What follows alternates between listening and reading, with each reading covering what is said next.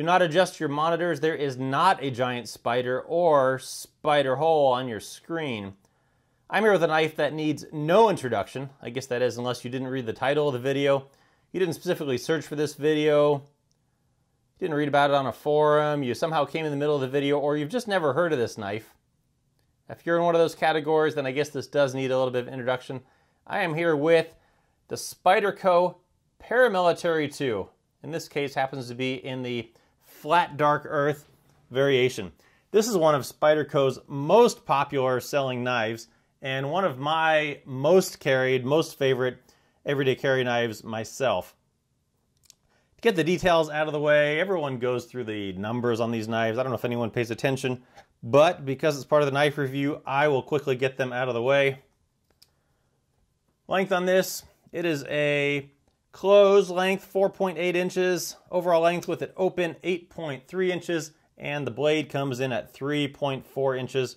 Weighs in at not too heavy of a 3.75 ounces. Not very thick for that matter too. Less than a half an inch, whatever that is. So good size knife. Price on this knife, it really depends. This is such a popular knife that there have been just a ton of variations of this knife. There's the basic black, which I think goes for around $120, but then there have just been a ton of sprint runs, ton of different color handles. You know, there's the black with the satin blade, the black with the black blade, Digicam with black blade, the flat dark earth, orange handles, blue handles, OD handles, gray handles, you know, sprint runs, slow moving runs, you know, just different steels, just a ton of different variations on this knife. So you can pay anywhere from $120 up to, I don't know, $250 or so. It really just depends on how rare the model that you happen to pick up is. And I've seen some people that own 8 or 10 of these things because they just like them so much. This is indeed a great knife. You can use it for a lot of things. You can certainly obviously use it as an everyday carry knife because it's small, it fits well in your pocket. And then in a tactical type variation, defensive type role, absolutely. Good size blade, pointy blade. It's going to be uncomfortable if you stick that through someone's skin. And nice and shiny there. Someone will catch that glint in their eye and they might just be scared and run away. So it is a great knife. The Spyderco Paramilitary 2. I've had this knife for 6 or 7 months and I've been meaning to get to a review of it, but I mean, there are just a ton of reviews already out there. I figured I would finally throw my hat into the Paramilitary 2 ring. So let's have a look at how this thing is constructed. Scales are G10.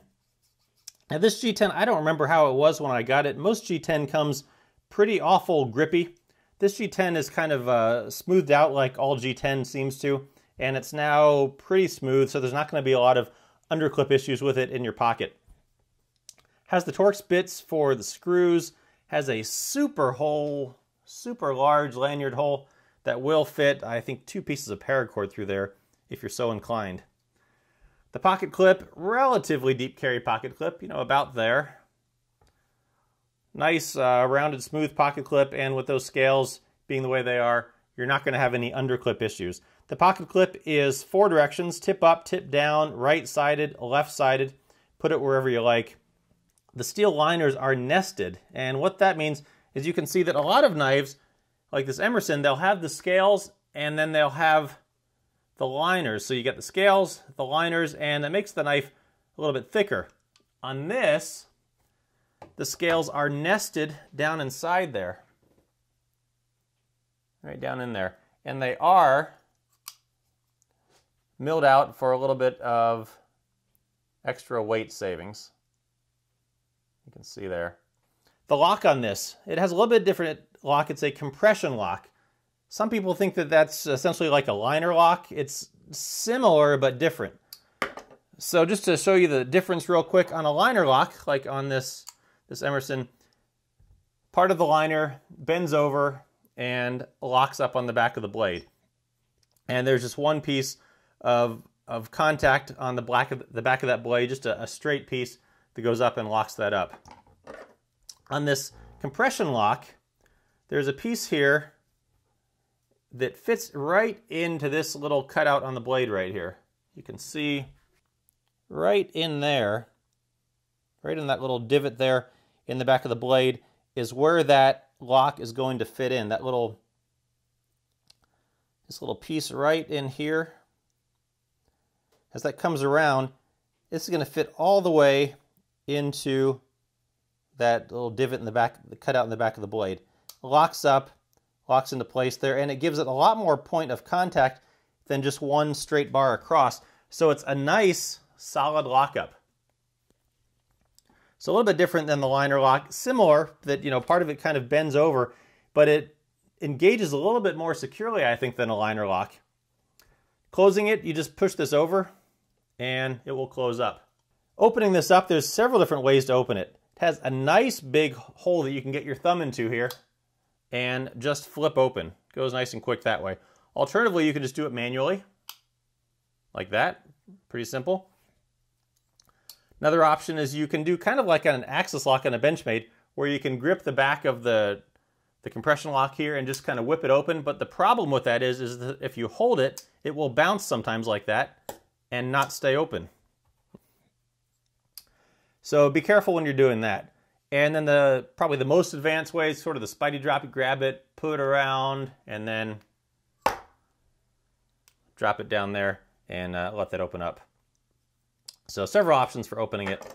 A little hard to do in a confined desk space sometimes, I suppose. Let's move on to the blade. So the blade on this is the newer steel, S35VN. You can see right there, S35VN. Upgrade from the S30V steel that was on the previous paramilitary, or some of the other paramilitary twos. S35VN, N being for niobium. Niobium is a substance put into the blade, making it alloy, making it tougher. Makes it hold an edge better, makes it a little bit more machinable, a little bit more polishable, but it's going to make it overall a tougher steel, which is good both for edge retainability. However, it's also going to make it a little bit harder to sharpen because of that. So plus and minus there for what that's worth. On the blade here, there is jimping. I forgot to mention this a little bit earlier, but now that it's open, you can see it. And the interesting thing about this jimping compared to some other jimping is that it's actually angled back towards your thumb compared to some jimping that's just kind of up and down. So when you put your thumb up into it, it's actually, you can see, pushing back. So it gives you a nice good purchase there, both there, and if you're going to choke up on it some here, gives you a nice good grip on that blade. So the jimping is very nice. Starts a little bit back here and then continues up into the blade. Nice aggressive jimping there. On the blade, on this side, there, as you saw at the beginning of the video, Spyderco logo, Spyderco name, CPM S35VN steel. And this steel, this blade, it's a beautifully finished blade, as you can see there.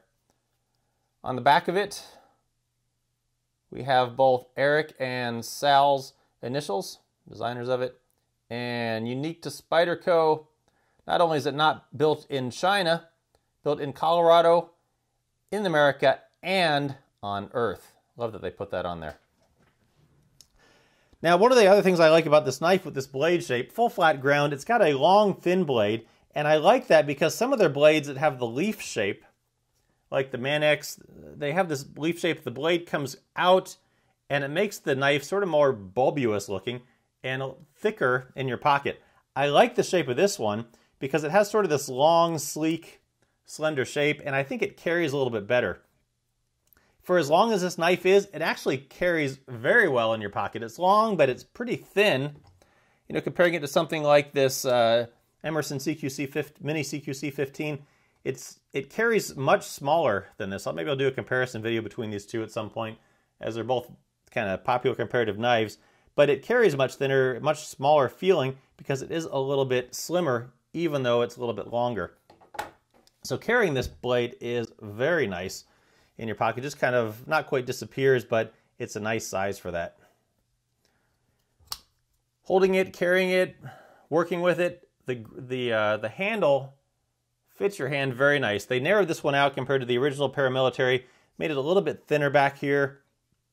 So it fits nice there. And also one of the other changes they made compared to the original Paramilitary is that up on the top of the blade here, this now goes flush into the handle. So it's a much better looking, much better designed knife. Well, it's a better designed knife than the original Paramilitary. And it's just very comfortable holding in your hand. Good medium-sized knife, medium-sized blade, and sharp. My Spydercos that I have are some of the sharpest knives, I think, out of all my collection. they come super sharp, and they hold their edge well, and I love them. So that's about it for this knife. The Spyderco Paramilitary 2, wonderful knife.